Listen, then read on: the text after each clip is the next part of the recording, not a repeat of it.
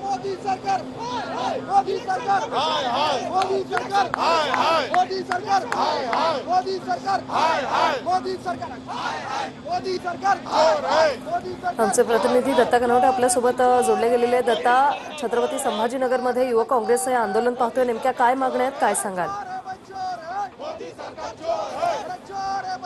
नक्कीच वृषाली, आपण बघू शकताय की छत्रपती संभाजीनगर शहरातल्या मुख्य रेल्वे स्थानकावरती काँग्रेसचे कार्यकर्ते या ठिकाणी रेल्वे रुळावरती उतरल्याचं पाहायला मिळतंय। रेल्वेवरती सुद्धा हे कार्यकर्ते चढलेले आहेत। जी काही मत चोरीचा आरोप राहुल गांधींनी केला होता त्या विरोधामध्ये हे सगळे कार्यकर्ते आपण बघू शकताय की रेल्वे रोखून या ठिकाणी आंदोलन करत असल्याचं आपल्याला पाहायला मिळतंय।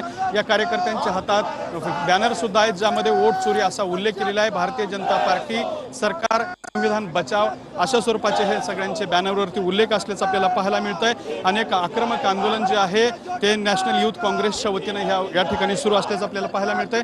काही कार्यकर्त्यांसोबत आपण बोलणार आहोत। काय भूमिका आहे, तुम्ही आज रेल्वे रोको करून आंदोलन करताय?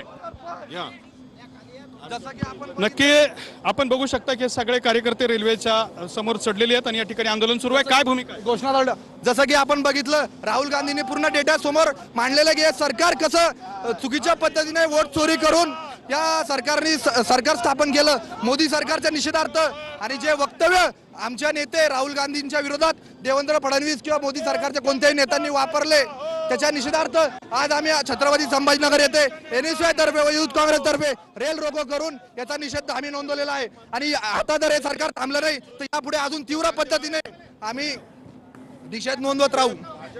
अशा पद्धतीने तीव्र निषेध नोंदवत राहू असं सांगतायत। मात्र या ठिकाणी रेल्वे पोलीसचे कर्मचारी आले आहेत, ते सुद्धा या कार्यकर्त्याला बाजूला काढत असताना आपल्याला पाहायला मिळत आहेत। मात्र निश्चित धन्यवाद दत्ता, तुम्ही दिलेल्या या माहितीसाठी।